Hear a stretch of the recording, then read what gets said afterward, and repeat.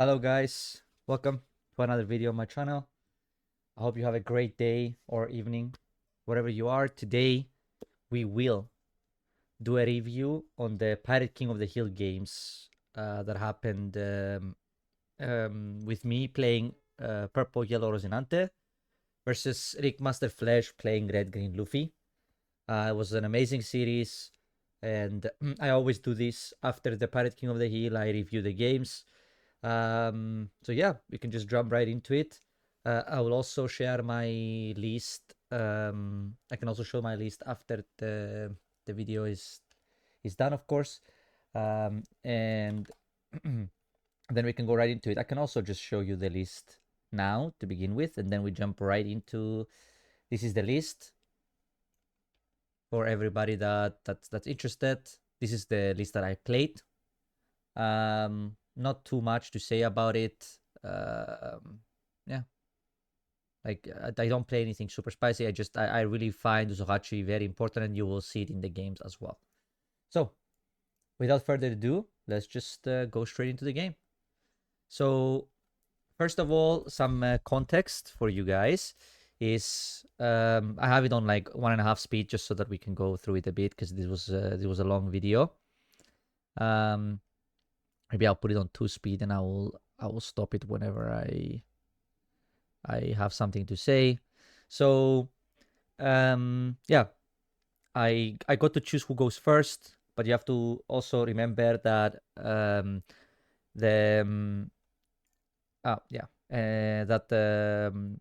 I didn't have that much experience with this matchup. Actually, this was the first game I played against this deck. Was the second game. This was the second game I ever played against Red Green Luffy.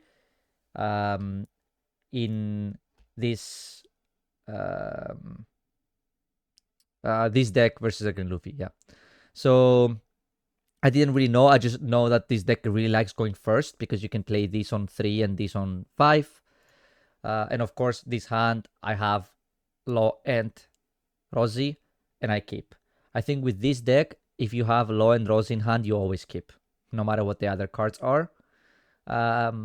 If you have Searchers, of course, it's a benefit, but the goal is to find these two cards, Law and Rosie. So basically, this turn, right? The idea is that you get to use the Dawn to search, and then you get to minus the Dawn with Leader, and you can still play this card, right? That's the power of it. And all you're looking for with this card is more copies of this Rosie or the 7 Law.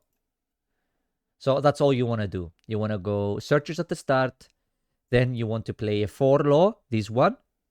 Then you want to play Rosie Law into either more Rosie Law or into 7 Law. That's the game plan of the deck. And the power of the leader effect is that you can also use it to.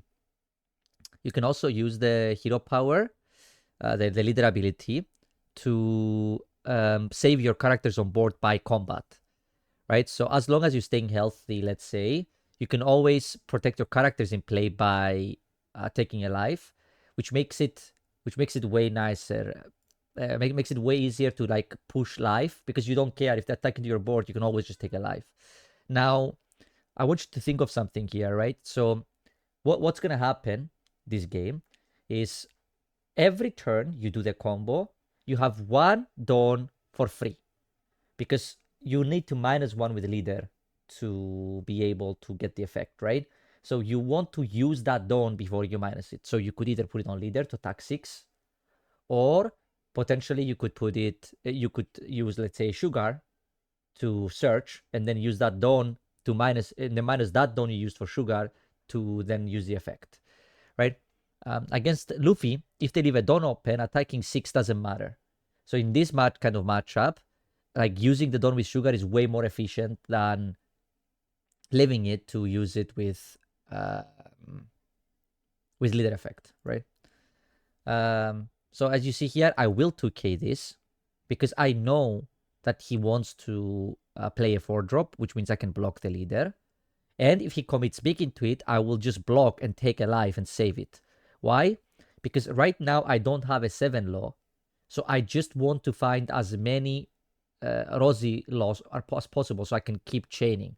Because as we said before, it's very important to play like to chain the big hits one after another, right? So this way now I get an extra search with my sugar. And just like I said before, now I get to use a Dawn for sugar and still get to play my Rosilo. So I search another Rosilo. Now I can play this. Now, if this Rosie does not hit 7 law, next turn I have a play, right? That's the important part here. Even though right now the most important card I'm looking for is the 7 cost. 7 cost law. How do you see here? What I'm thinking here is, do I keep the blockers up to save the... do I kill the Garp and leave the blockers up to save the sugar for another turn? Or do I just push face? So the reason why I kill the Garp is because this red-green Luffy deck plays like 3 or 4. Usually they play 4, but this specific list, because it was open deck list, plays 4 3 round tables. So all these searchers, the 2K searchers, basically get to eat a character, right?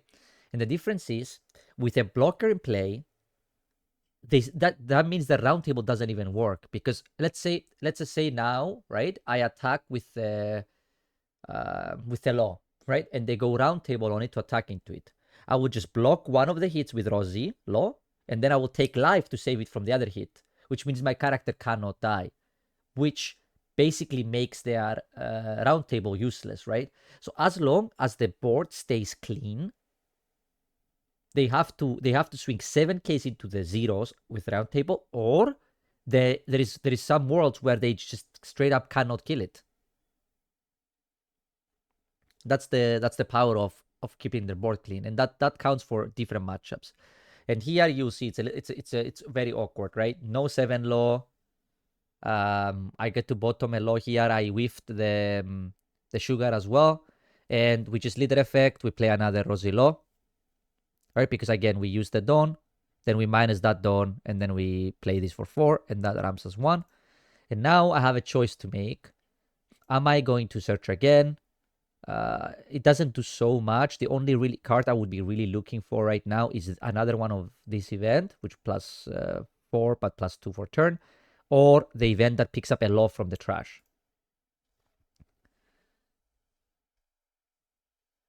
And yeah, so basically this is a best of 7 we're playing. This is game 1, of course.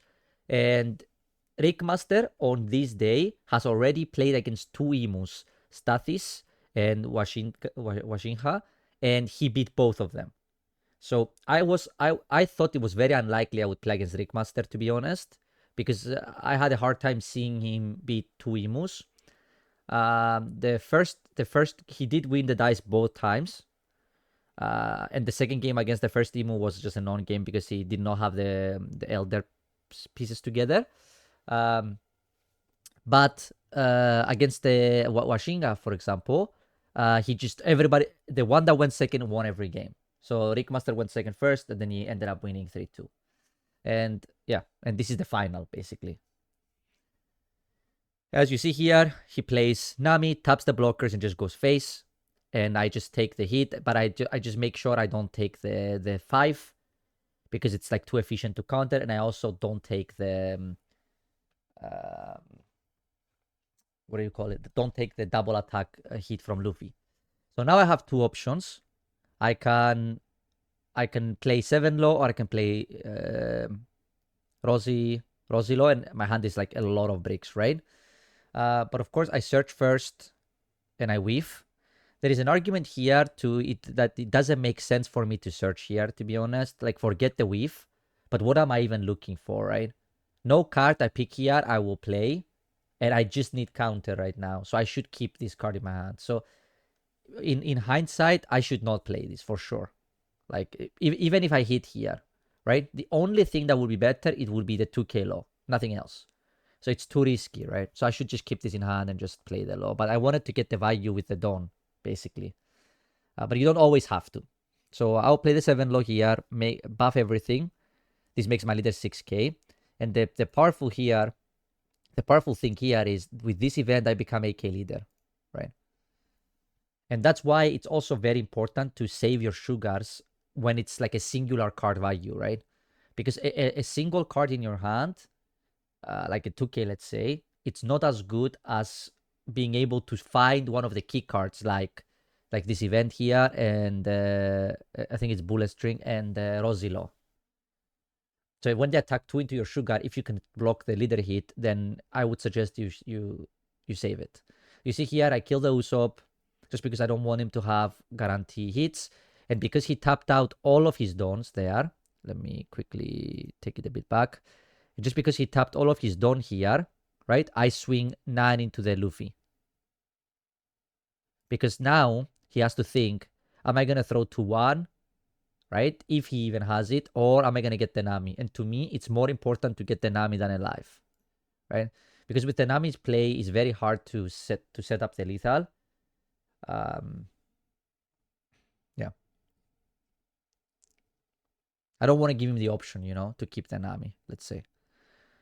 And now we are 6k leader. We have no blockers up, but the thing here is I can always event to stop the Luffy double attack hit. Otherwise, unless he swings really, really big, which I actually don't really mind if he swings more than 10 here.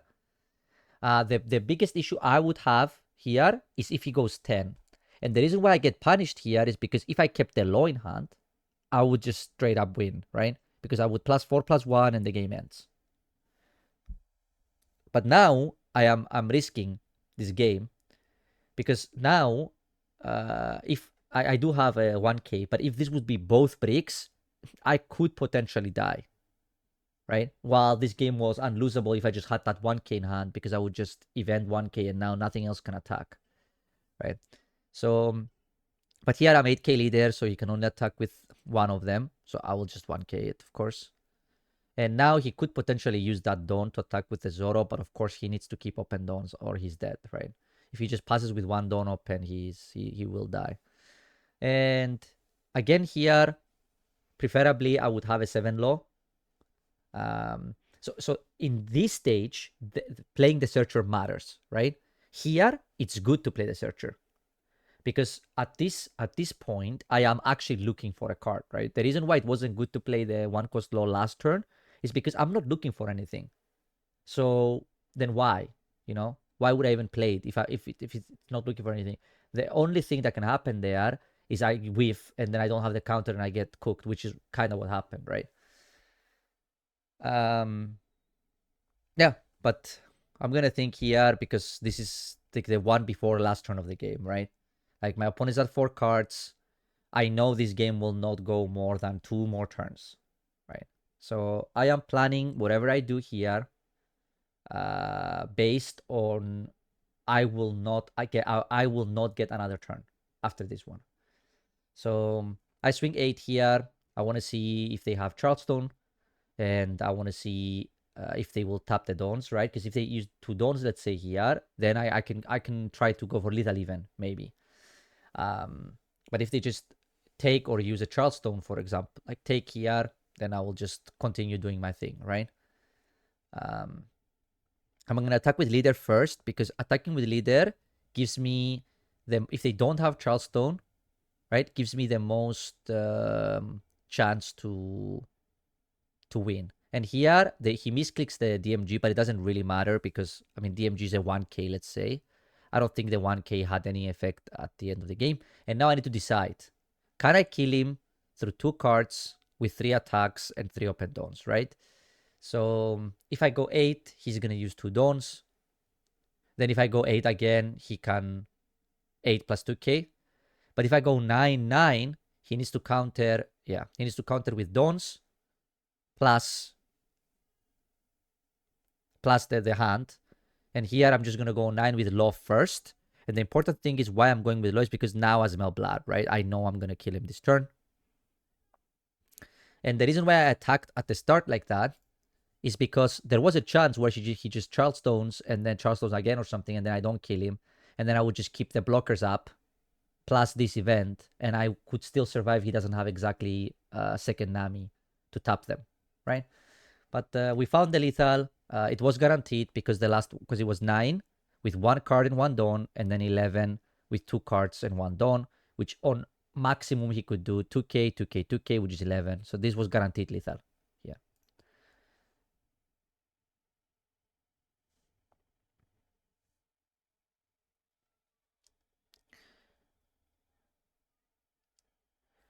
Yeah. So game 2, now he gets to choose. So of course he chooses to go first because, like I said before, like Rosie wants to go first, and I don't think Luffy really cares if they go first or not. I think they really want to go second against the decks that can actually interact with their Sanji. But because my deck does not interact with the Sanji, oh, I need to pause this here. They want to go first because they get to play Sanji first, right? So this hand is interesting, right? There is 2 searchers and 3 laws. You could say that this hand is a keep for sure, right? And yes, there is an argument that this hand is really good, right? 2 searchers. But that 4-cost law is not very good in this matchup. It's just there because it's another law and it's a hard pirates and it's counter, right?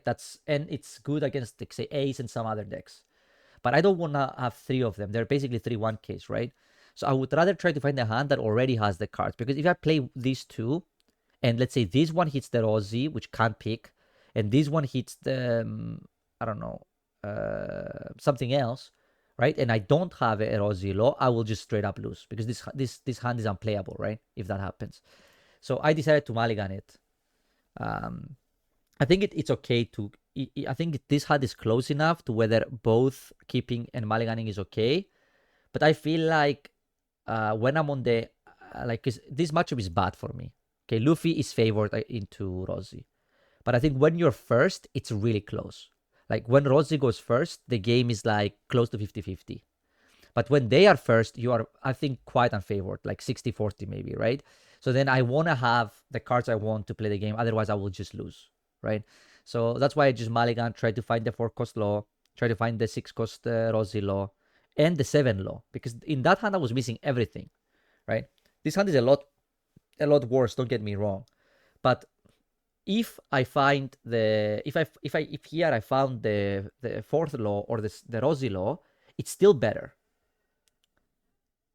right? If this would hit the 4 law, and this is exactly what I mean, right? Like now I found this law, but this law cannot pick this Rosie law. And if this happened the next time, again, I would have nothing to play. At least now, like now I have nothing to play either, right? But at least now I had a chance to hit because I see 5 more cards with the mulligan, right? And I could still hit searchers again. And now the biggest issue is that I don't have Rosie on 6, right? And this game is cooked because I mulligan the hand because I had 3 4-cost laws and I draw 3 4-cost laws again. So here you see I hit baby 5 trigger, I draw 2, and I still don't have a Rosie law to play, so this game is cooked because also this law searcher cannot find Rosie law.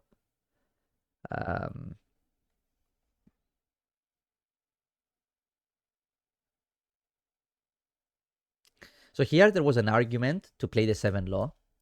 I know you will ask in chat why not play the 7 law here. The thing is, the 7 law is very good at buffing your board.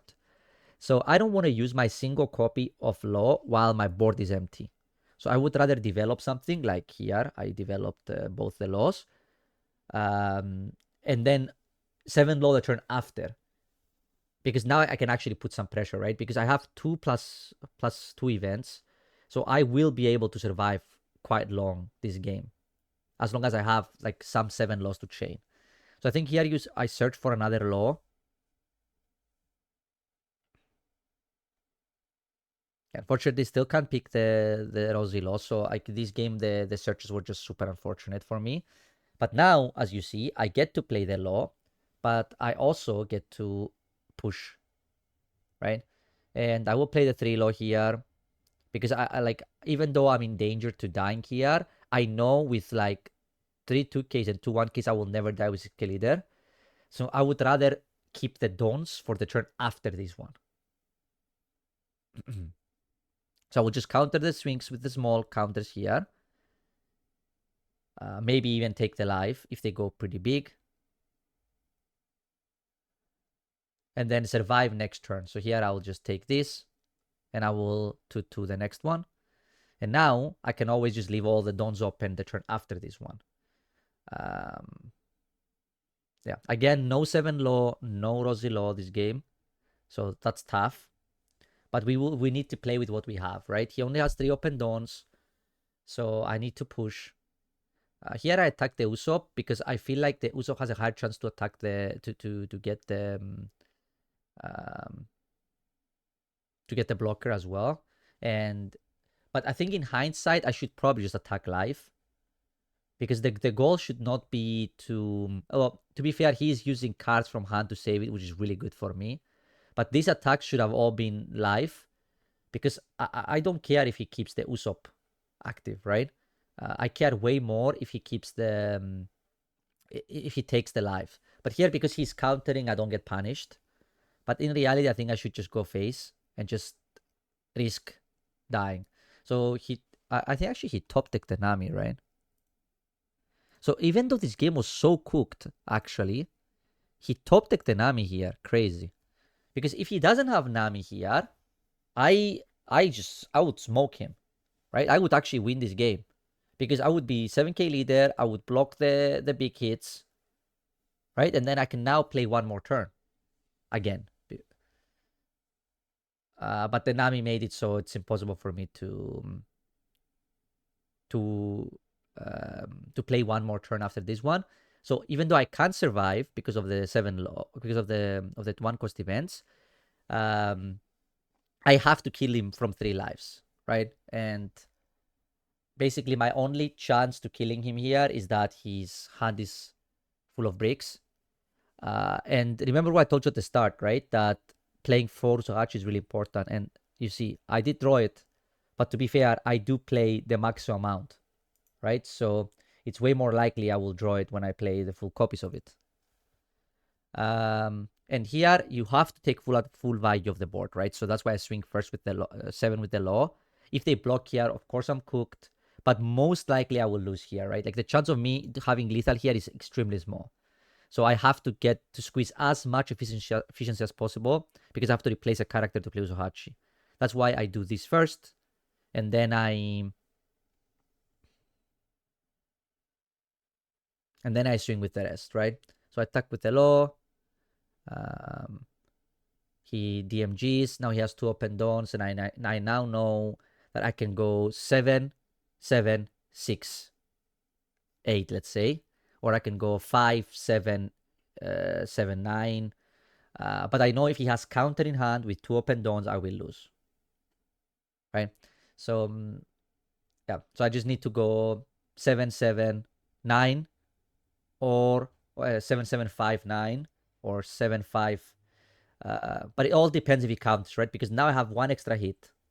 So I need to see how he counters first. So obviously he will take this, because he knows that the next one cannot be more than 7, because I cannot attack 8, because he will just, if he just takes this and I go 8, he just takes both lives, right? And then it's 8, 5, and then he double dons the 8, and then the 5, he just needs 1k counter in hand, right? Well, at least when I go with this like that, now he needs to either use double don or he has to take, right? Yeah. So he takes here, and it's a 1k. So I mean, he had the 2k to begin with, right? So I would never win here, because if the moment he can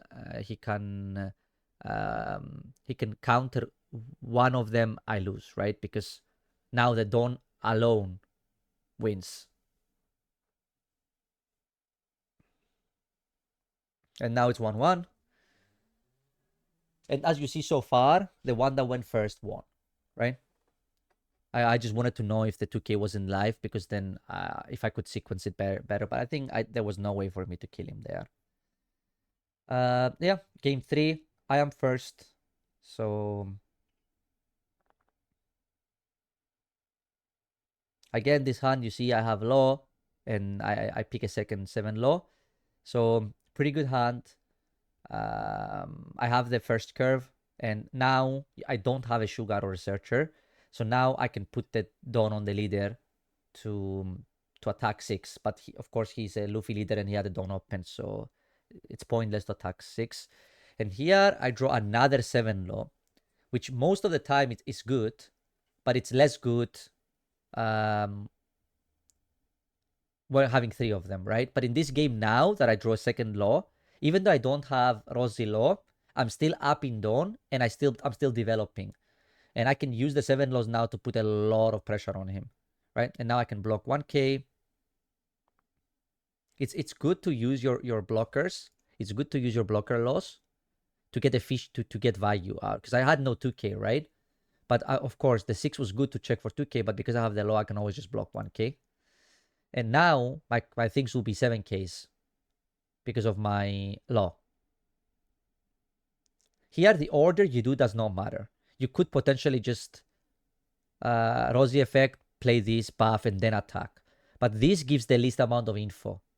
Because attacking 7 first and then using this Dawn to buff means it could still be Rosy law you play here, right? So it's just a very small thing, but it's good to keep in mind that if you attack 7 like that, it doesn't mean you will play 7 law. But if you 7 law first, they know they can calculate based on whatever info they have, right? And you don't lose any Dawn because you have to -1 anyway. And now I buff. And the important thing that I want everybody to understand in this matchup is this card is really good, Gamma Knife, at clearing their 7k threats. But it's very important because these are not blockers. This is attackers, right? They're 7k hitters that if they try to kill them, you will just take the life instead, right? You can take the life and save them instead. So it's very important to tax them. Because here I go 7, right? And you could say, oh, they can just use 2 Dawns. They could. But if they use 2 Dawns, then I go 7 again. And now that he let it go, I don't have to try to I don't have to attack with this law anymore. So of course, this Luffy is a bit of a problem. He has to put a Dawn on leader because the leader effect doesn't work without a Dawn, so he cannot go 8. So all I have to do is just take this 6 and counter the 7. And here, if I didn't get a 2k from life, I would need to 0 cost event. But of course, now that I got a 2k, I will just 2k. Because I have 2 laws, right? Prolonging the game is a big benefit for me. And this card is really good here, right? Because now my 5k leader will guarantee kill his Luffy. Here I swing 5 first. I shoot leader effect play law first because it's 6. Just in case he, for some reason, wants to counter it. But to be honest, maybe the 5 is better because I would be happy if he counters this 5, right? Because none of the other hits will be big enough to force more than 2 Dawns, right? So here I go 9, he counters, and of course, as I said before, I will attack with the blockers too. Because it's just very, very important to push their life or their blocker. Pass. Unfortunately, I don't have any events, but being 6k really makes a difference. This is round table, he attacks there. I could potentially take a life, but again, I could take a life to save the law here, then force the leader to attack into it. But it's just better to force them to attack life, right?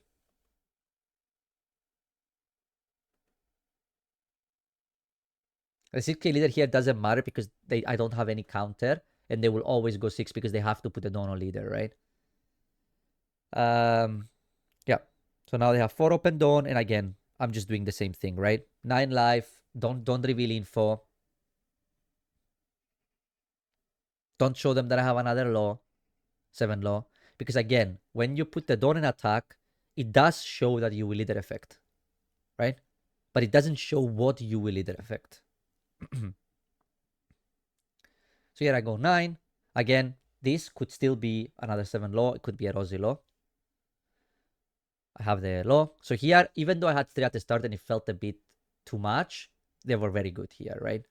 And now we slowly but surely tickled down our like went down on bricks, and now our hand actually looks good, right? Because we have 2 events.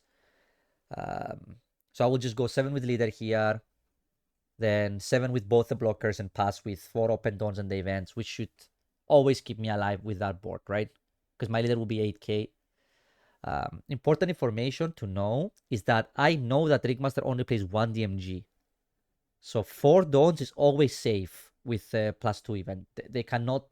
He cannot double DMG me to tap of 4, for example. That's why you see me leave 4 Dawns often. When I have, you will see these games. When I have a bullet string in hand, the +4 event, I will just keep 4 just to make sure that even if they have DMG, I can still cast the card. So I go here, I poked all of the cards in hand. So if I just make it to next turn, I will win, even if they have 5 open Dawns, right? Because I can just split the Dawns efficiently. So he goes 8. I will just, it's too efficient to counter it like that. Now I'm an 8k leader, and now he has to decide, do I have too many, do I have bricks in hand, or do I have counter? I don't know what his hand looks like, but if he trades board here, we're back in the same position, right?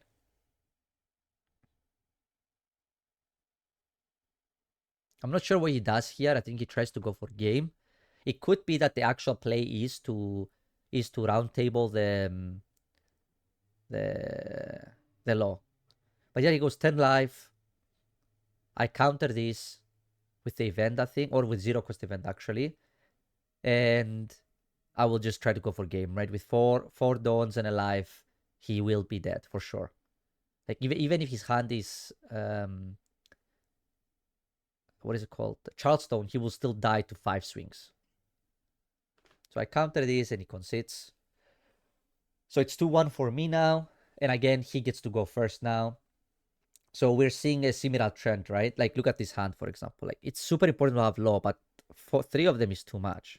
Like this has to be a mulligan, right?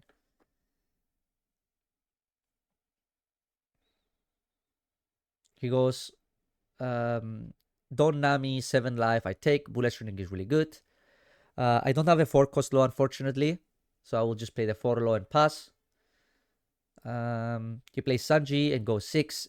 And now I need to choose how much of like the lives I'm okay to take. I say here on the stream as well is if he goes 6 there, I would 2k. If he goes 7, I would take. Because it's just super inefficient to counter the 7. Because this deck doesn't really hit more than 7s. And later in the game, you are a 6k leader anyway, or the goal should be to 6k leader, so then your 2ks are more valuable, right? So here I go Rosilo, and he has 2 Dawns open, so the only way I can attack is if I go 5-7. Right? So it's either go 5-7 or don't attack at all. And you could not attack, but as I said, in this matchup, it's really, really important to poke cards off their hand. If you just let them sit with their full resources, they will win. Because they have 10k in the late game, they have 10k counter every turn and you don't. So you have to put pressure at the start of the game where they are very limited resources wise, like how much don't they can leave open. If you see all of these games, I have him at like 2 lives or like 4 cards in hand at the start, which allows me to have a chance to go for game at the end. Even the game I lost, you saw, right? The game looked really bad, but I still had a chance to kill him there.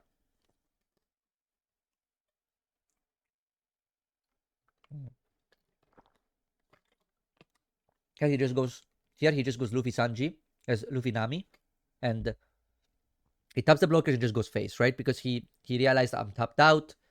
I'm just gonna smork him. So here I'm thinking what my plays are, because this game is tough, right? I have a lot of counter, but he had a lot of pressure at the start with the Don Nami as well, and he now has 5 open Dons, which makes it very hard for me to, because all I'm thinking here is I could like double blocker up, right? But then if he has another Nami, I am cooked, and it could easily be that, because here I could just play another 4 cost low blocker, right? But then I'm if I took it, but then I don't leave any Dons open for counter, and even though I have so many cards in hand, I don't have that many counter cards. That's why I want to keep the 1 cost event open. And if you see here, I don't attack because it doesn't make any sense to attack, right? He had 5 open Dons. So this game, it's like not like the other ones. I have to. I'm playing defense here. He's the offensive player. Here he goes 8. I can +2/+2 if I want, or I can just straight up block with the law. I think I will block with the law here, just get the value. Because I can always block 1k, right? And then the next big hit, I'm just going to block. Yeah. So I needed the board space anyway. And now, because I had set up this board, this 7 law is really good now, right?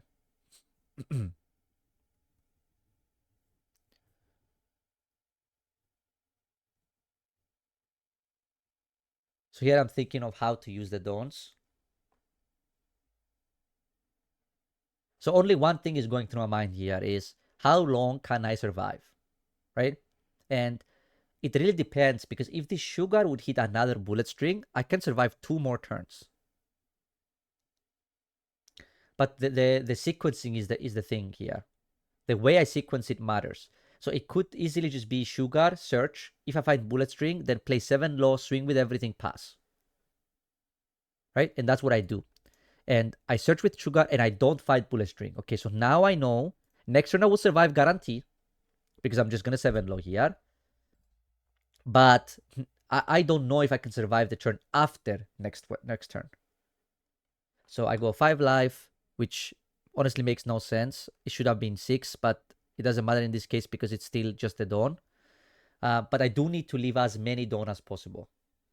I will swing with everything because I have to put him down on life, right? I have to put myself in a situation where I could potentially kill him next turn, because again, I don't have the bullet string. And that's why I also keep the sugar in play, right? Because if he attacks life here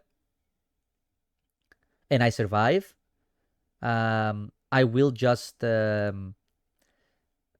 to search again. And if I find the bullet string, I can survive 1 more turn again, because I have so much counter here. Go 6 here, and you see he kills the sugar because he respects it. That's correct. It is correct to kill the sugar. I was thinking of saving the law there, but honestly, saving the law here is a big troll. And I hope you get why in the chat. Because my leader is 8k, and these are 9ks. So if I defend the 6k, all I do is just give him another target of a 6k to attack. So I have to let this go always, right? Because then they have to attack either on an 8 or a 9k, which is much easier to attack, to counter, to protect. So of course I just let this go. And then now the hits will come face, and I will counter the hits at face. I think what I'm thinking here is, can I take this? Because if I take this and it's bullet string, then I can survive another turn, right? That was I was thinking here. But in reality, I should just event, take a law, and then 1k. And then now I can just event 1k again. What I could also do here is, if I had another law in trash, yes, I would pick it. So what am I going to do is I'm going to pick the 1 cost law, the searcher, and then I'm going to use a 2k to counter, so that I can have a chance to play that searcher law and find this another 7 law and go 6k again next turn. Why? Because if I do that and my last life is a string, I will survive. Because I know I cannot kill him now, right? He will have 4 open dawn and 2 lives, and I have 4 hits. I'm never killing him here. So this just gives me a chance. So I play this, I hit the law, which is really important, and now I can become 6k again. But now I have a choice, right? Will I attack with this or not? And here I go 9. He's thinking about it. He probably takes, and there is also an argument for me to should have went 7 with leader first. But here you see he's countering. Wait, what? Oh, yeah, he used 2 dawn and a 1k, which is really good for me, right? Because now I can go smaller hits. Because now I can go 7 next, and then what? He has to 1 dawn plus 1k or double dawn, and if he double dawns, I will attack with the Roses and put him to 0, right? So I will just go 7 with leader. and leave 4 Dawn open and pass, so that if my last life is bullet string, I can still survive this turn. So my hand, it doesn't look like I have that much counter, but I have a lot, right? Because the 1 cost event can pick up a 2k. So I have basically 11k counter in hand and a 6k leader. But he also has 4 8ks, right? So I keep the roses active here because that's my highest chance to survive. He does search, but he does not find the Nami. And now he needs to search again to try to find the Nami to tap the other Rosie. The thing is, this is about how much can I, how long can I survive until my last turn where I have to all in. That's the issue with going second against this deck, right? You lose the aggression of going or of attacking at the start, which makes it harder to close off at the end, right? All of these going second games, you see it. It's like a race, and at the end, it's just I'm barely not there. But here he garps and he finds the Nami, and he Nami's my last Rosie. And now he goes live, and now I have to really think, right? Because he has a Nami and 5 open Dawn, so it will be very hard to kill him next turn. But again, even if I take this live, which I think I will here, even if it is bullet string now, I will not survive next turn, right? With 2 blockers and a bullet string and 0 lives, I will die to these five characters in play. So I counter that. Then he goes 8, I take, and I have 2Ks, so I can always counter the last hit. I just want the 1K here from life so that I can keep my Usopp. Because the Usopp can, of course, tap the Nami. So he untaps 5. And, I mean, I did throw an Usopp, but it doesn't matter because I had kept 1, right? So usually, I told you I want to get full value, but here, this low will not attack. Not into this leader. So I just Zohachi, and now I can go like all 9s and 8. So I will just go 9s first, and once he counters the 9, then I can go like a 7 or a 8 in between, right? I don't want to start with a 7 because like if he takes this 9, I will just go 9 again, and then I will go 9 again, right? And the thing is, it's good for me to take this because if he takes this, I can just go 5 with leader after, and then and really stretch the resources. I'll explain you something here, right? So I go 9. He takes. Now I go 5. What does he do? If he taps a Dawn, then I can just go 1, 2, 3, 4, 5, 6 Dawn into this law and go 14 life, right? So then he will use 3 Dawns. He used the Dawn. He would use 2 Dawns, Charleston, which is 8, which is 13, and now he has to use a 2k, which is this 2k, right? And then I can go 8, 8 into 3 Dawns, so he needs to have Dawn, and then he has to have a 2k counter left in hand. So that means his hand would need to be all counter for me to die. And if his hand is all counter, I will lose anyway, right? That's what I know here. Going for game here, I know he has info-wise because of his search. I know he has round table and Nami in hand. So if I'm telling the chat here as well, if you watch the original, is if he has Charleston in hand, so if he doesn't have Charleston in hand, I win 100%. So I just need to play around the Charleston. That's why I go 9 first. Because if I go 8, he will always 2 Dawn. And that's not good for me, right? Because then he can free Charleston and tap 4 and I never have an angle. I want him to use Dawns. So if he takes this, it gives me the highest chance to kill him.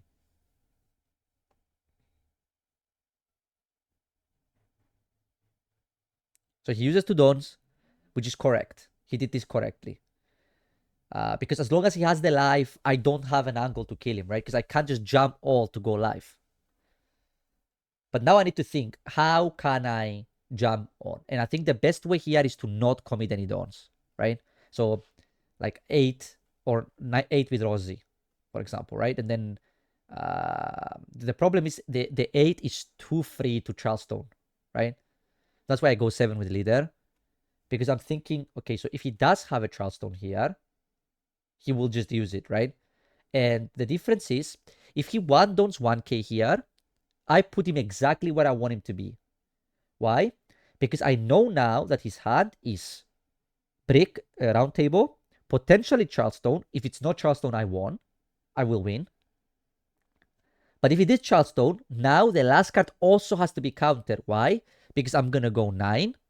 And if he takes it, I will go 11 into it. And then he would need to have Charleston plus 2k, 1k in hand, which if this is not a counter, it's impossible, right? So now I set to myself, the way I played it, that if any card of this is a brick outside of the round table I know, I win, basically, right? So I forced him to have only counter in hand. Charleston and only counter in hand. And I think that's what I want you to get out of this, like, attacking, is playing with the tension, right? So I think I showed this. Yeah, so he goes, so here, does he have it, right? And now I'm going to go 9 with the law, let's say. And if he takes this 9, I win, basically, right? Because that means if he takes this 9, it means the last card in his hand is a brick, right? But he had the perfect hand here. Like, he hit the Nami with the Searcher, which matters insanely because I lose 3 Dons to having to play the Zohachi. He hit the Nami and the rest of his hand was only counter, right? So this game was still very good from my side, but he had everything. And I can't beat that. And now I'm dead, of course. I wanted to check what the last life is, and I was thinking, oh, I'm going to attack. And here, I'm just calculating to see if there was a better way for me to do it, but there wasn't. There wasn't. This was the best way, right? Because I would never beat Charleston full counter. But this, if the last card was a brick, I would have won.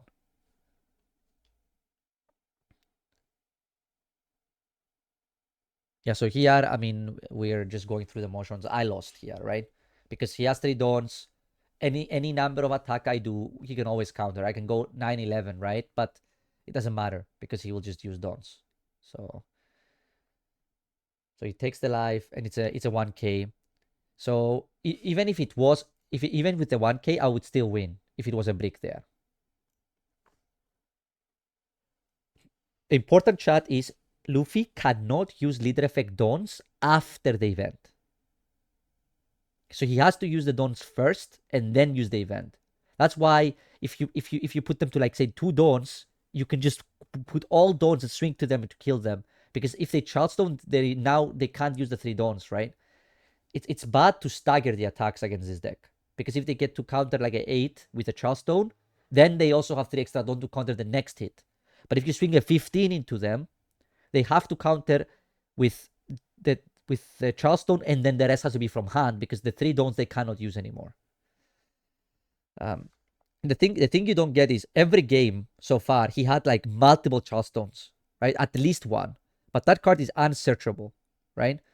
So it's not crazy to think that they might not have it. So I go 6 here. Again, this hand is very good. I have law. I'm just missing the Rosy law. And I am first now because we're 2-2. Again, so far, every player that went first won. But here it's where I stumble because now I don't have the Rosy law. And here I make a stupid mistake because I don't know my cards because I barely played this deck before this. And I tried to go 8 with leader and leader effect to play this guy for 1. But obviously you cannot because your leader effect says it needs to cost 4 or more. So don't do what I did here, okay?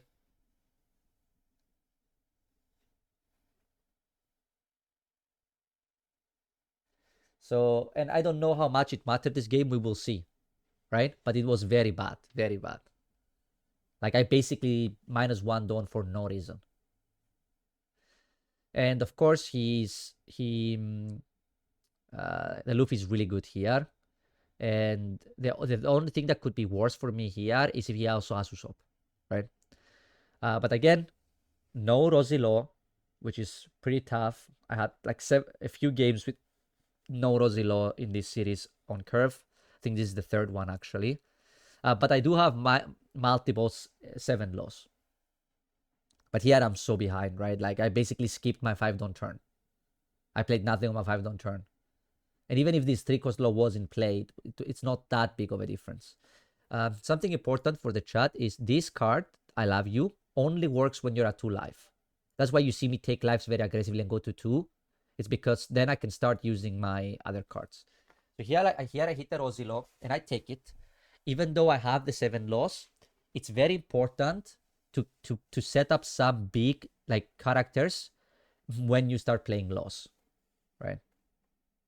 So I go 9, I go 7, I go 7 because he's at 1 life, right? So I'm thinking here, if I can push him to 0, I will actually win.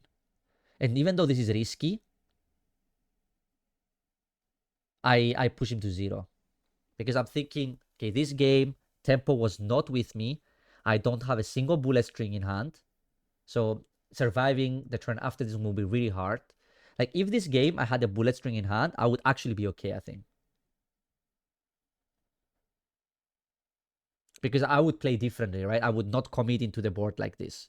But of course, now he has DMG and he also has the boost event, so I'm just dead, right? Like my hand is basically all non-counter. So I just take the 12 here. And then he will just go 8, I 0 cost event, and then the next one is like 15. Wait, what happened? Why did that skip? Very weird. Okay, so he goes 12. I take. And then he goes 8. Super weird why it cuts like that. And then he goes +6 on this. And then he swings 13 and I'm dead, right? So tough game. And now it looks really bad for me. Really bad. Because I'm the first one to lose going first. So now, no matter what happens, even if I win this game, I have to win going second to win the series, right? So this is where in the chat today, they were like, oh, Ricmaster got him. Skepas is going to lose for the first time in the Pirate King thing. And I was like, yeah. When I rewatched this, I was thinking, hey, if you said in the chat, if you said that Skepas will lose, stay on that side. Okay? Stay on that side. I do not want any unloyal fans. Have I ever let you down, chat? If I've never let you down, how can you doubt me? Wait until I let you down at least once first. Then you can doubt me. Think about doubting me. But for now, come on. So again, similar fashion with the first game. I go block the 5k and I protect the sugar. Why? Because again, I don't have Rosilo and I did not find it with the first sugar. So I need to search. And the problem is you cannot search with a fresh sugar because it costs 2. And on 5, it only leaves you with 3 Dawn, which means you cannot play it. But if you have one in play, you can use the Dawn on 5 Dawn to search and still play the Rosilo. And here, I find it. And this is so game-changing. So game-changing. If I didn't have Rosilo here, it would be a repeat of what the other game looked like. Right? Like skipping the 5 Dawn turn, playing something very weak, and that's really tough. Right? So I take the Rosilo, and now we are looking pretty good. Right? Like the only thing I'm missing now is what you call it is the 7 law, right? Or more copies of Rosilo. So here, the big thinking I'm doing is, do I kill this Nami? Because this Nami can attack my sugar, right? And I think it's correct. We talked about it before. It's correct to kill the searchers because they also can attack into your big bodies with round table, right? And the question here is, do I want to keep the characters active? The only punishment for keeping the blockers active is exactly 6 cost Luffy into Nami, right? Because then he gets to tap the blockers and kill the sugars, both of them, right? Because here, let's say if I don't attack, right? If I don't attack here, and he has Luffy, Nami, he gets to tap both and kill both the sugars, which would be really bad for me. But that's why I attack with one of them, so that if he does have a Nami, right, then I don't get that punished because I still got the 6k hit in. So he does not have the Nami here, which is good for me. And he just attacks 6. And here, he could have played Usopp. The problem is, with Usopp, he can't put a Dawn on leader. and then I will just destroy him, right? So he has to respect the damage, right? That's why he goes with this. Now, I don't understand why he plays this. I think this play is really bad from him, actually.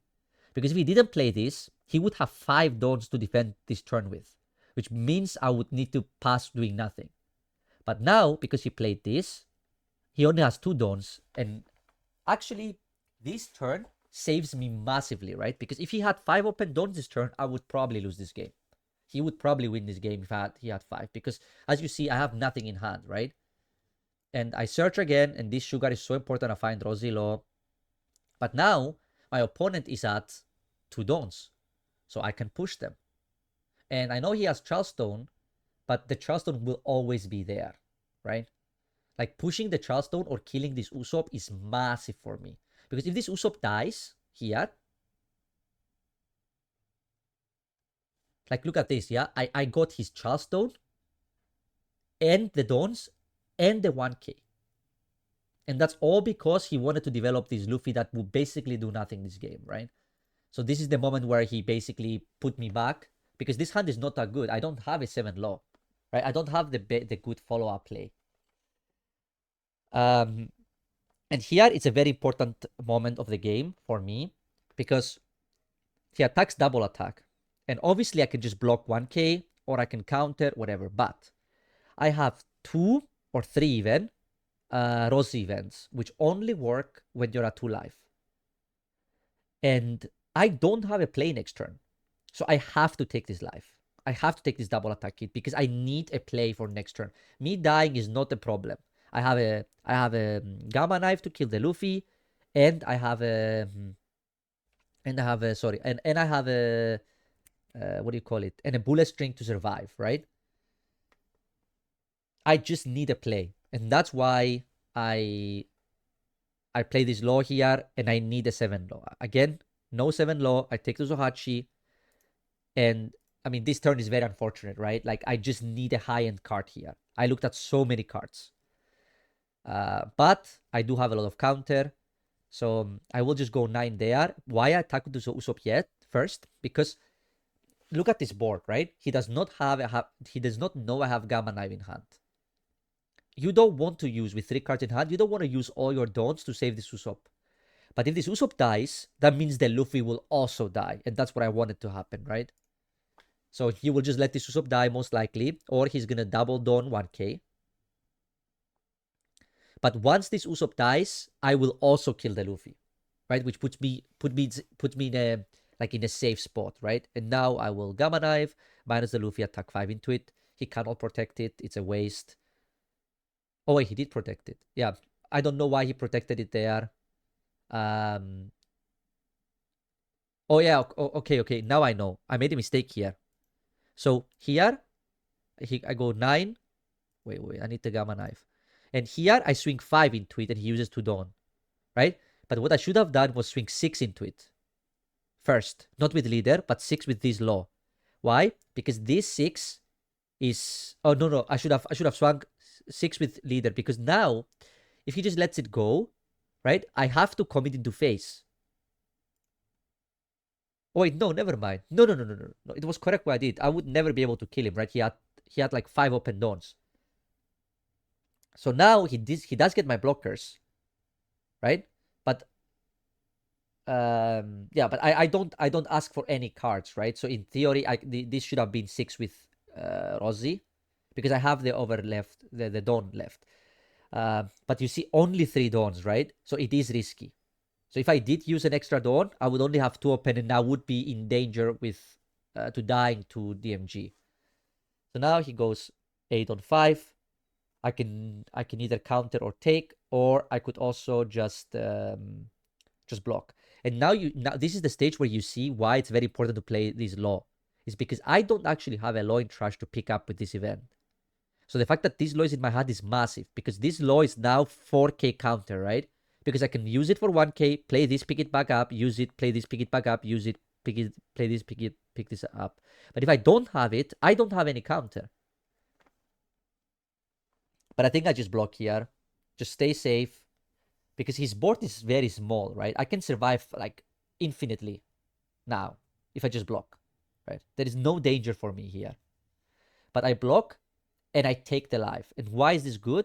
Is because this deck plays all like around this Luffy, right? And then just playing a Nami to tap my blockers. But if I'm at 1 life, it's the same as being at 2 lives if I'm being threatened by this Luffy, right? And I got to block the double attack and only take 1 life. So now I 2k. He plays this Luffy. He swings with leader 7, and now I can do exactly what I said. I can 1k and then use the event and then get this 1k back.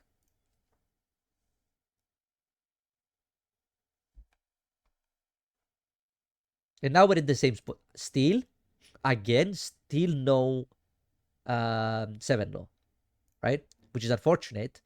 But I have this very, very big board, and I have bullet string plus 2 events in hand.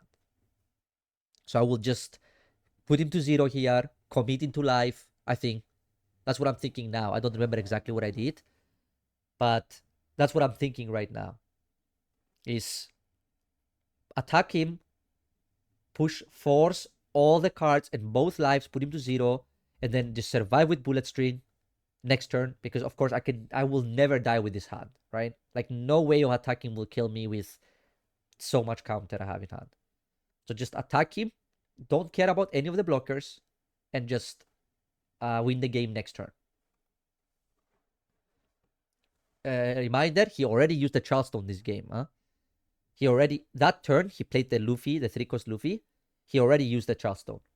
So I go 7. He's probably going to don 1k. If he takes, even better for me. If I had a 7 low here, I would instantly win. The game would be 100% over, right? If I had a 7 low here. And remember, chat, in this game, if I lose a game, it's over. He's up 3-2, and we are going to 4. It's best of 7. So I go 9-9. He takes. And now I have a choice to make. I can either commit it to going for game, but it could very easily be that he's baiting me with a Charleston in hand, right?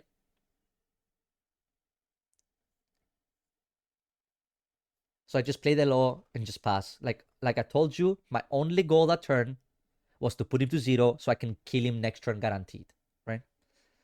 So I just play the law, pass with 4 Dawn, which means I can never die, and then we're good, right? So he goes 6, and I'm thinking of using the event, but actually using this event is such a bad play. Because if you use this event, you go to 3 Dawns, and now he can DMG me out of this event, and now I can die. So all I have to do here to survive is just go to 7k leader. Because even if he taps my last 2 Dawns, I still have enough counter, because I can always use these events with 0 cost, right? So from 7k leader, I can never die with 1 life in this counter. So he searches, he finds Nami, he taps my blockers, but it still doesn't matter, right? Because this was all calculated from 7k life, I cannot die. So now I have the searcher law, so I can pick that up. And he can never survive here, right? Even if he has what do you call it?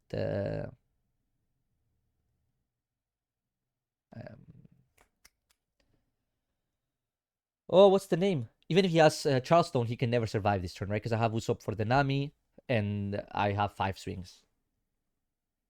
So I 1k, event 1k, and then he concedes, of course, because yeah, he's dead, right? And now this is game 4. And now this is the hardest part, right? Because so far, if you remember, I told you, for me, it's a big difference between going first and second. And now I have to win going second. Because if I lose here, he wins the whole thing, right? But I look at this hand and it's perfect, right? The only thing I'm missing is the law. Only thing I'm missing is 4-cost law. Even though I'm second, if my hand is good, that's all that matters. So I play this. And now it's a very important decision. We take a step back. That's what I want you to do. If you're looking for a specific card, you will take it, right? So number 1 priority here was 4-cost law. So if I saw 4-cost law, I would take it, no matter what the other cards were. But now we have 2 other options, right? 3 even. We can take the 2k law, which is good because we have the event in hand, which we can take a law back. But I already have a 1k law, so I already have a target for the event, right? So 2k law, so I take a step back and think. It's the first searcher, I know. But if you see here, you have to think.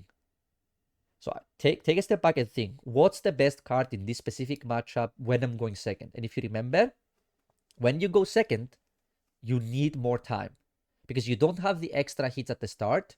The game takes to take longer. So cards like Gamma Knife is really important, but also 7 Law is very important. So here is a tough call. But because I know he goes first and he plays Sanji, just having Gamma Knife in hand will basically make him not attack a few times by default. So this Gamma Knife will do value without even playing it, you know? So I have to take the Gamma Knife here. It's also one off in my deck. So I play the Sugar, and the reason why it's important, this Sugar, is because I'm going second. And if you remember what I said, is I take the 7s, and now I hit the second 7 law, and I'm really happy, right? Because I have my laws, I have everything. All I'm missing now is my 4 cost law. And the reason why this is different is, if you remember, we talked about the curve, the first curve.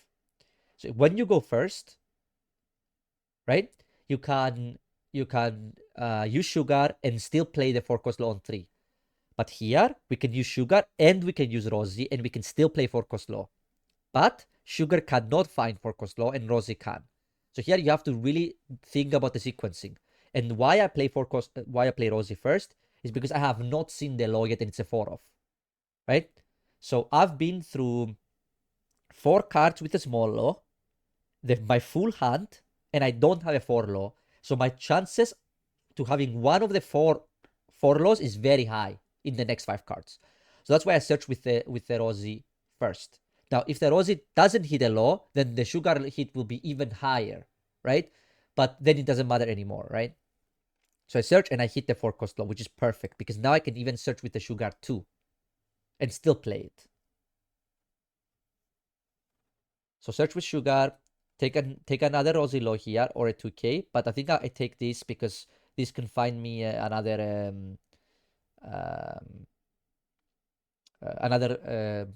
Rosie law if I want a second one. And here it's the key card. And that's another mistake I think he made here is here I want these Namis to attack. Because as you saw, these Namis put so much value on me, right? Like the 7Ks really hurt me. So what he should have done actually was just go 6 into the Sugar and pass. But what he does is he attacks with the Nami and lets me get the free block. And of course, when you go 1 into 1 here, I will block, right? Because the thing is, if you hit with the second Nami as well, I will kill both of them with the Searchers, and now you will lose all your free value. And now he realizes, and he swings 7 into it. But he basically gifted me the Nami here. You would say it's small, but it's not small. It's a big difference. It's a big difference. Because now I get to kill the Nami, I get to swing, I get to search, and play the Rosie Law. And this was the moment that was very interesting, right? Very important to remember this. From this game, the one thing I need to remember the most is this moment here. Come on, man. What is it? Oh, here. Is this search from Rosie bottomed me 2 bullet strings. You see? So I will it's very unlikely that I will see the third one this game.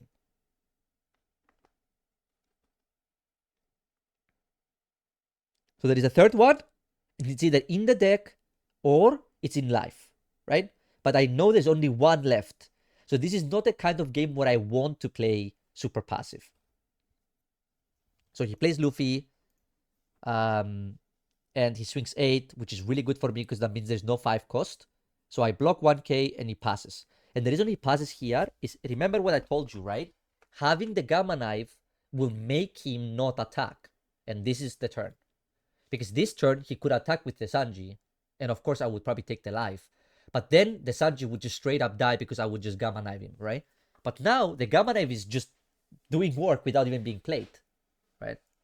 So now I can just attack, 7 law, pass, and we are now in the chain, right? So I 7 law, It's one thing, might be small, but it matters, is always replace your law searcher with this law instead of the Rosie searchers, because it adds a law card in the trash for you to have a target with this in case you don't have another one. Right now, I have a lot to pick up with this event.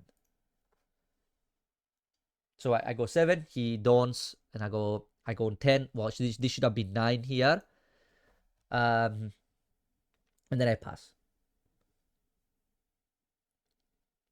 And now, if he wants to attack, he needs to remember that one of them will die, right? So he goes 1 on 0, and I will block. Why? Because I want the free hits, right? I want the free hits. And here it's very important. These cards do not work. They do not work because I am on 3 life, right? So if I just let this go and he swings life, I have to take the hit. I have to. I don't have the counter for it.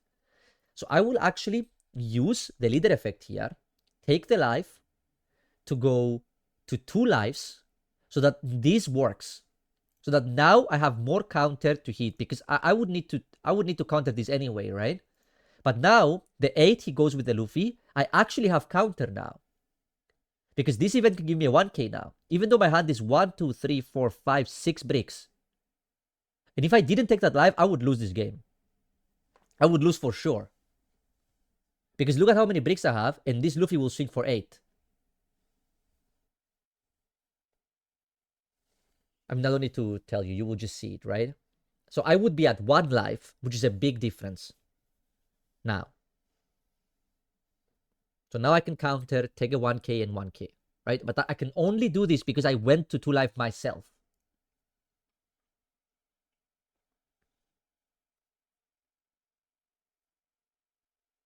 So I kill the Nami again.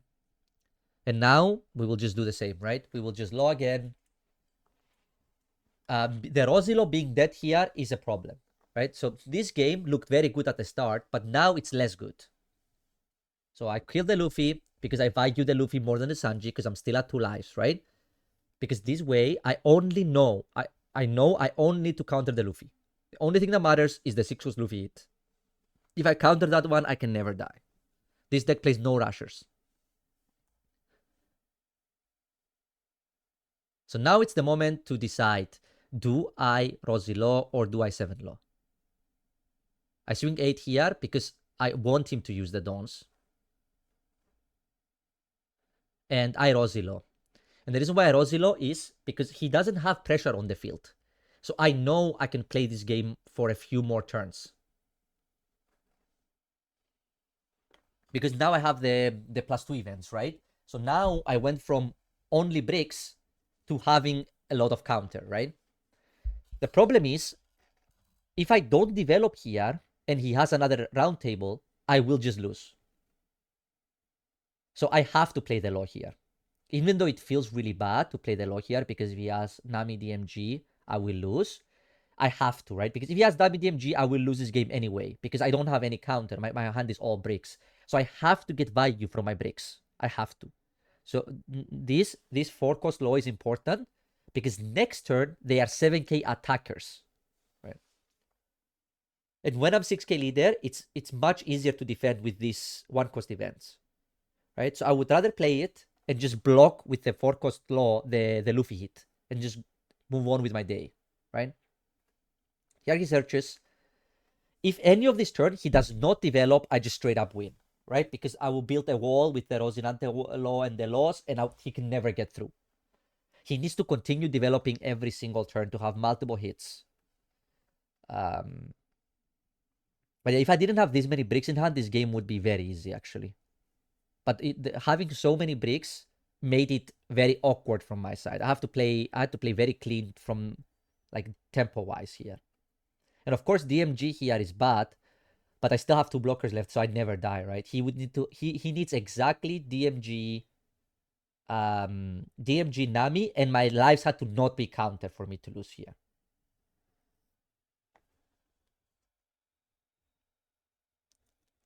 So of course he's gonna play 6 Luffy because he has to keep developing, and then he's gonna swing. This one is just a block with the Rosy Law for sure. Anything that's small enough, it's always a block for free. Wait, did I? I should.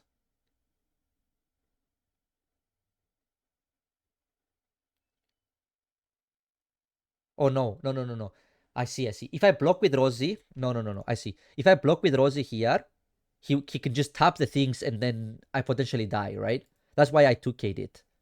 It also frees my hand from for having to have so many events. And now I draw counter, and that's good. So now I go 9.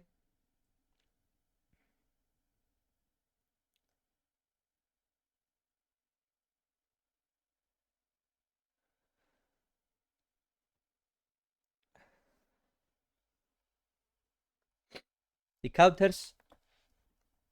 I go Dawn, 7 low.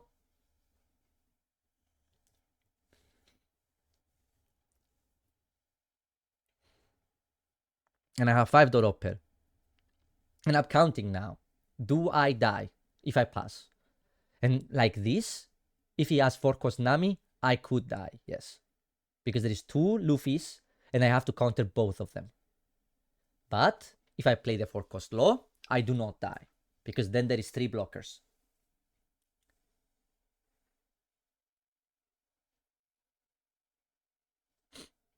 What is important here is if he doesn't have Charleston, I could kill him, right? But every single game he had at least 1 Charleston, so like I have to put him on 1, right? Like I have to every game put him on at least 1, and here he has 2 even.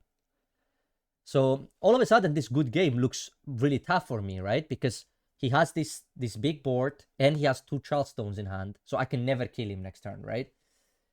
So how do I navigate this? Yeah, tax for 9, and I have to decide here. Am I gonna block? Am I gonna counter? What's the play? And I think I just block with law, the 6K, the small law.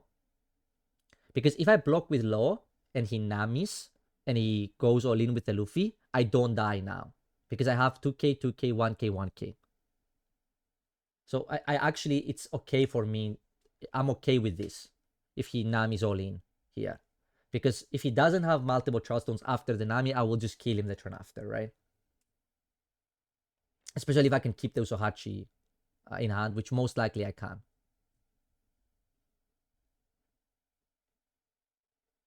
Like this, unlike the last turn, now I don't die to Nami. Because I'm a 6K leader.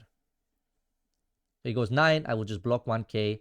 Because now you have to understand that now taking 1 life doesn't matter. Like this one, for example, it's not the biggest problem to take. But I do take value from the event, and I get a second blocker. And now this one, he can't attack with the leader because my blocker was 7K, right? So I could just block it. But now I am at 2 life, and this turn is the hardest turn, right? Because I have a choice to make. Am I going to try to kill him, or am I going to play safe? So, of course, we're going to try to kill him first. Because why? We don't know if he has Charlestones in hand.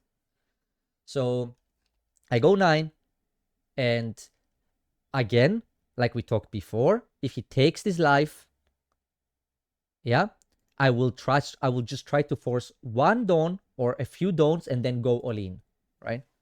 So he takes this, then I go 9 again with the law because so now this law basically cost me nothing, right? Because you have to think about it. I minus 1 Dawn, which I already used, and I get +1, +1, +1, and +1, which is 4, right? And I get 1 ramp active Dawn from this guy. So he costs 5 after leader effect, and he gives me 5 worth of Dawn value back. So no reason not to play it first. Because even if I go for safe play, I will still play it. So I have to always play the law first here, and then decide the lethal. Even if I would jump all in, right? But here, let's think. What if I just went 1, 2, 3, 4, 5, 6, 7, 8, 9 Dawn into this law and went 17? Did I have it? So 3 Dawns, it goes to 11. then +4, +4. Then he has 4 open dawns and a single card in hand, right? And then I have this, this, and this, and I can never kill him with 4 dawns. So if I went all in, because that's what some people were saying in chat, I would just win. I would lose, right? Because he would go dawn, dawn, dawn, then play Charlestone, untap 2, then play another Charlestone, untap 2 more. So then he has 2 open dawns, and then he counters it, right? Because that's 11 plus 8 is 19, and I went 17, right?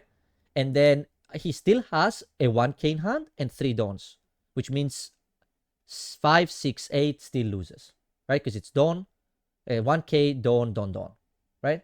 But he would just do dawn, dawn. No, actually, yeah, it would be 1k here, dawn, dawn, dawn, right? And then I lose. So that's why I have to keep my options open at all times, right? I cannot just jump here. And again, I do not know if he has Charleston. And if he doesn't have Charleston, I will win anyway, right? So that's why you law first. You 7 law first. And now you attack to see what Charleston they have. And here, he does a very good play, which is 1 dawn and Charleston back to 5. Because that stops me from jamming.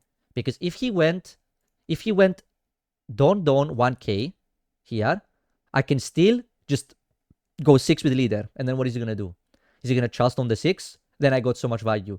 If he uses a dawn, he's dead. Because then I will go 1, 2, 3, 4, 5 dawns here and swing 14 and he's dead. Because he has no open dawns, right? And with no open dawns, this 2 is only 13. Because he already used the counter, he would actually exactly die, right?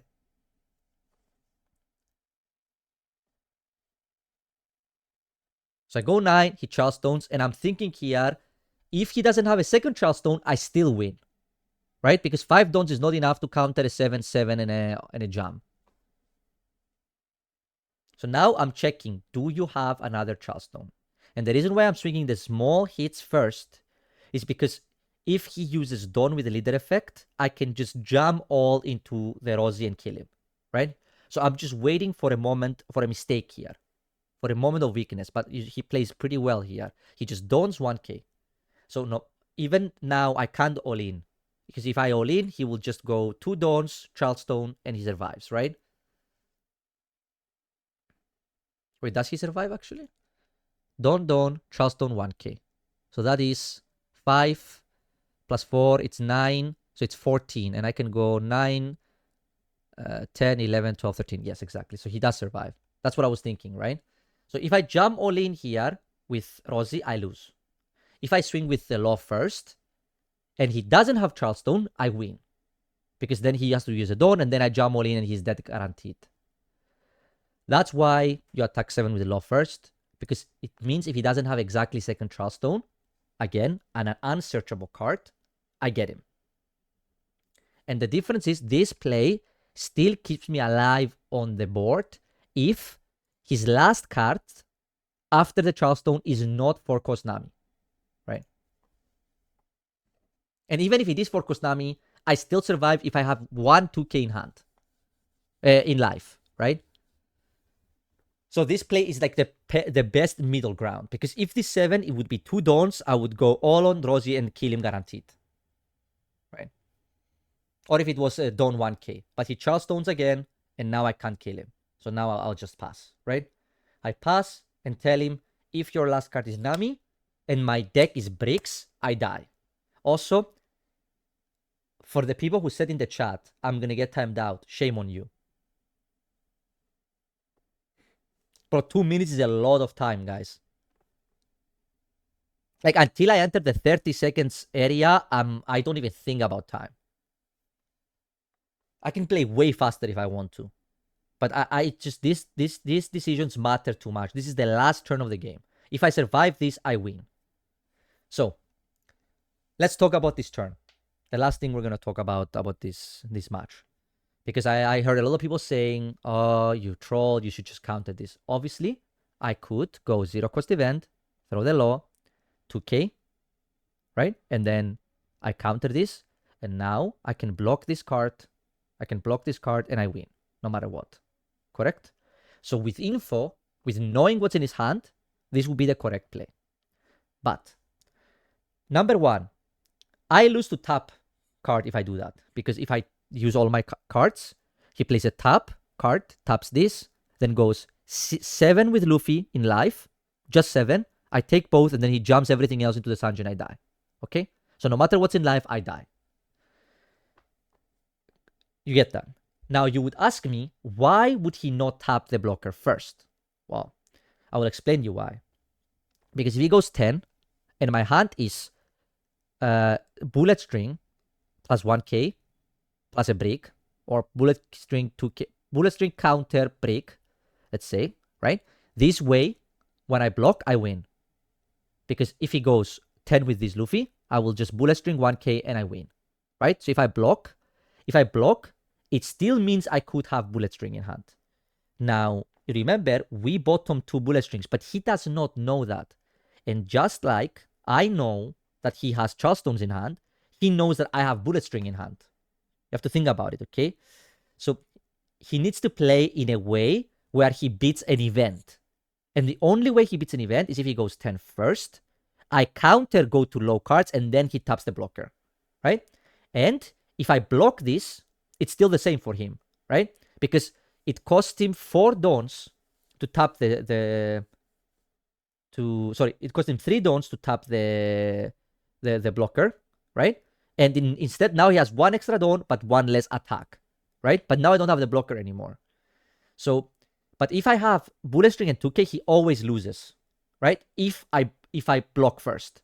So his best play is to make me counter here. Like this 10, me countering this turn is how I died here to a tap event. Now, if I block this, it opens up for me dying to the boost event. But again, this deck plays 4 Namis and 1 DMG and a lot of searchers, and plays only 1 pistol, only 1 buff event. Okay? Only 1 buff event. And even if he has buff event, if I just have 1 2k in life, I survive. So, I mean, to me, it was a no-brainer to block here. Because if I survive this turn, I just win. Right? So, I think about it, and I'm like, okay.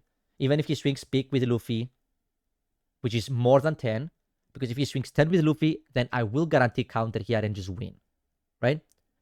So, not only does he now have to respect more than 10 to kill me, right? Which he went 11, you see?